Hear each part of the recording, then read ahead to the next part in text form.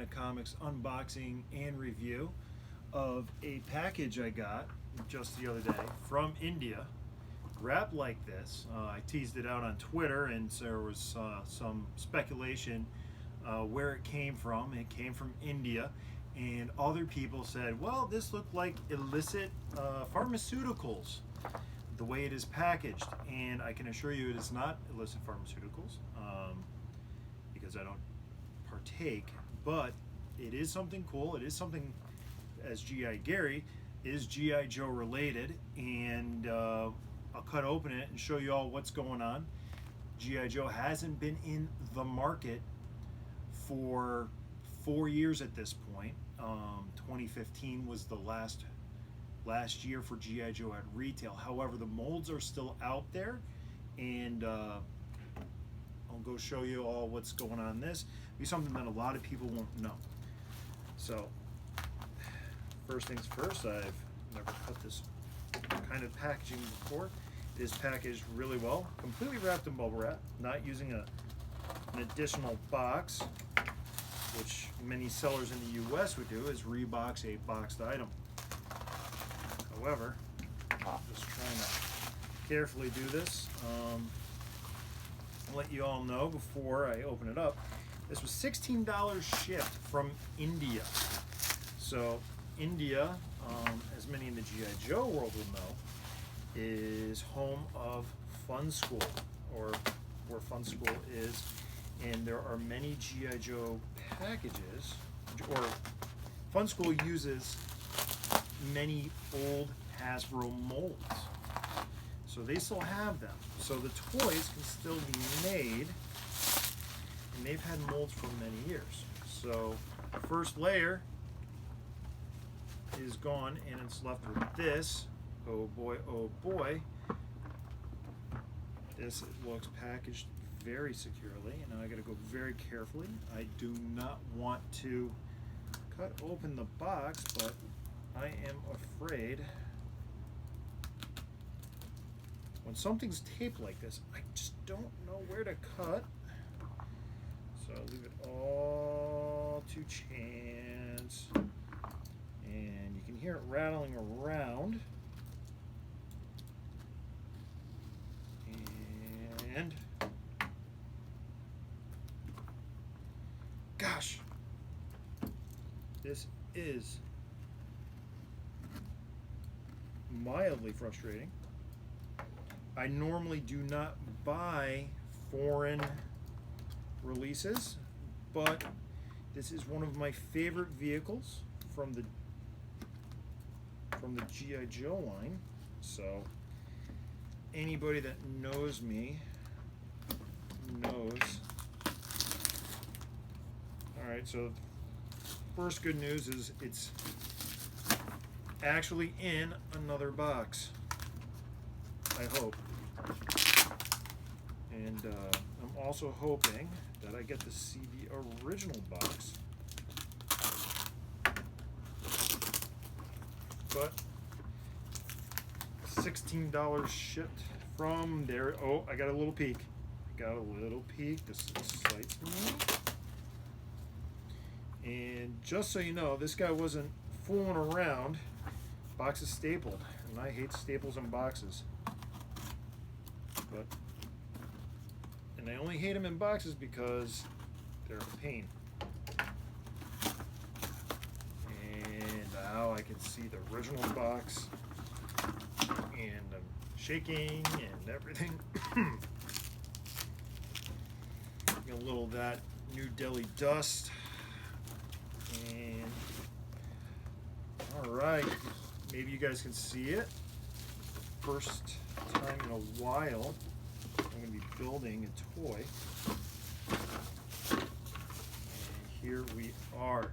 Still sealed in its original packaging for everyone to see. Funskool MRF Racing Jeep, a winner always. Set number 990620. And the box is, wow, very well intact. I'm not going to say a little worse for wear, but it's pretty cool. And as you can see, it's a racing Jeep, and it's of the Vamp which we would normally associate with this mold. And let's dig into it further and cut the saran wrap, or the stretch wrap, or shrink wrap, or however they would like to call it. Carefully, carefully, carefully. Being so careful to preserve the packaging, but I am going to totally no longer make this mint in box. And I don't need to worry about being mint in box because it comes pre-packaged as mint in box. So we'll start looking at it real quick, get some impressions. And the cool thing is, it is a Vamp Mark II modified by adding a separate wheel where the gun or missile rack in the Mark II case would be. You got your roll cage, you got your Nerf bar in front, you got your little makeshift winch, and we got our two little gas tanks.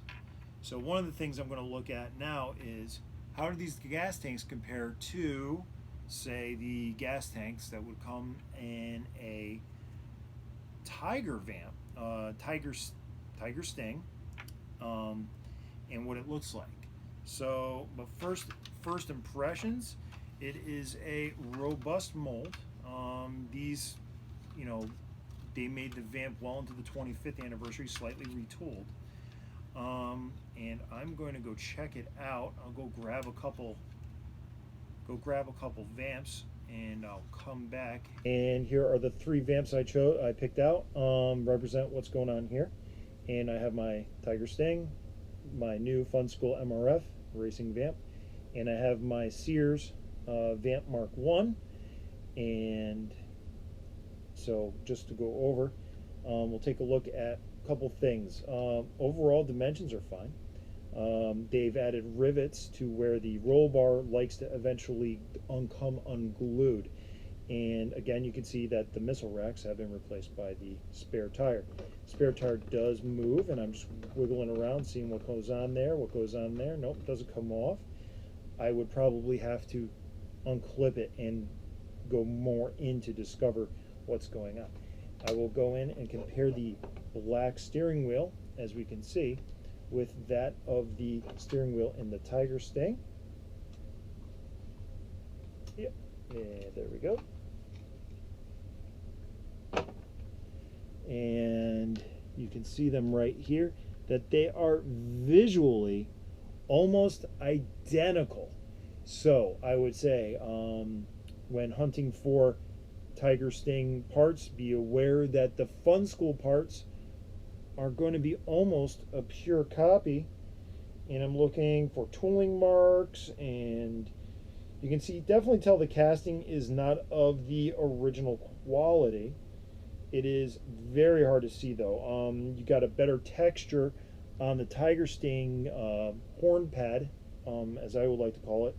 It's a better grainy texture, and in this one, if you can see it, it is just a little bit smoother as a mold that's been used and abused. So some textures will have been lost over time.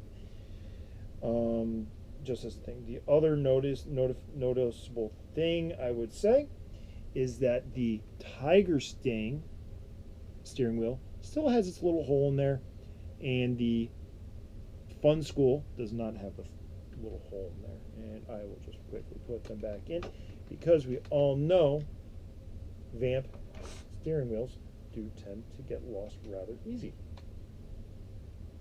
And that's all well and good. And then we'll take a look at the gas cans. And I can't really compare this steering wheel because I have the Stinger Dash variation of my Sears Vamp. But that is the 1984 85 version of the gas can. Here is the 1988 version of the gas can. And then we're also going to look at the 2019 version of the gas can. And again, you can tell the difference in the color between the original Vamp and the Tiger Sting, because obviously green is not black. However, looking at these are, oh my gosh, again, we're in an area of You got to be really careful with this stuff, especially if you're going to be buying parts on eBay. We are looking at just a used mold, the Tiger Sting, thicker for grabbing, and we're going to use, see, and our good buddy clutch, straight arm, and I'm not going to clip it in, but I can manage to get it in from the Funskool. So you can pick that up because the handle is just that much smaller. We're talking noticeable, but we're talking like 20 to 30 thousandths of an inch. But with the swivel arm battle grip or just the regular grip that came with GI Joes, means the difference between breaking a thumb and not. So I will put that back here and back there. Then finally, there's the one thing you got to do when you got a vamp is somebody's got to drive it. And there are versions, Funskool has released vamps or their variation of the vamp with drivers. This does not come with one. And for $16 American shipped, which I will say is a great deal. If you don't, if you're looking for another to add to the collection, if you have a vamp collection growing, a vamp stinger collection, it's definitely something I would say it's worth it to add while it is still affordable. And I'll just sit it in here. One of the notorious things that I don't like, unfortunately, about the original G.I. Joe vamps is the fact that the crossbar here will cover the head. As a child, you don't pay attention to his head being covered so much, but as more of an adult collector displaying, you kind of pay attention more to the details. And one of the things I have noticed is that the 25th variation of the vamp, which I don't have in front of me at the moment, the floor was retooled for the larger, taller figure. However, the taller figure now has the same problem, but with a 25th anniversary vamp, the vintage O-ring action figures sit actually better in the vamp. The only exception being the action figures made in the new sculpt era do sit actually kind of nice. Their shoulders are a little wide, but they do have a nice height. But we're getting into some areas of just owning a vamp and what you get used to it. The clutch is the hot rodder of the group, and this isn't Asbury Park. And take a look, and yes, so what Funskool is using is they're using the original vamp floor from 1982 in this new one because his head is almost even, and if I hope I can show you this, his head is almost even with the crossbar. So overall, do I like this? Yeah, actually it's pretty cool. It's kind of robust. I will have it. I'll put it in. It's going to be something because of the age. Oh, yeah, and I'm handling it now. You can just tell the plastic's a little more brittle, a little more stiff. So I don't know how that's going to mean with play, but what I was saying is I have a younger son, and while he does like to play with vamps, I do buy junk vamps with broken, with cracked bars and stuff for him to pound around on. He doesn't obviously play with these. This is I restored this, and this is a Sears variation. This is something I don't know if I'd let him play with, only because I don't know how durable. It says ages 3 and up. I don't know. I think 3's maybe pushing it. My son was 3. He was very rough on toys. However, now he's he's 4. He's getting older, getting a little more mature, and let's see. Oh, far had 0+. I don't know what that means. Maybe I should look it up in India, see if it means anything. Ooh, and there's something else too. I'll try to point this out. As I'm still looking at this, I'm still finding stuff. The detail here is much used and abused. You can just see the loss of detail, the loss of sculpt that would normally be there in the original Hasbro molds. Probably from dirt getting in there and other assorted just use of the mold. If this mold could have been made in 1982, millions of toys have probably come out of it. again, for 16 bucks, it's kind of a new GI Joe toy in 2019. It will go. I will eventually find a place for it to display, and probably use it with a beater figure or a less desirable figure. Just drive around. This is an extra clutch. He's probably going to be in it for a good time period before I get him into a permanent home. But this is something, like I said, for the money. I think it was money well spent for something for the collection. Is it something for a keeper? You know, if you're into foreign variations, it's definitely something for that collection.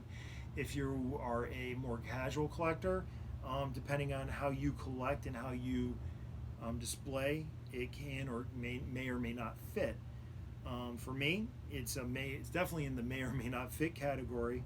However, it's definitely going to be around for a while, and I'll see what I can do. It's definitely, like I said, it's a racing Jeep. Definitely Clutch's vehicle. I'm going to have to dig out a rock and roll and put him next to him. Those two guys are buddies, and they deserve to be there.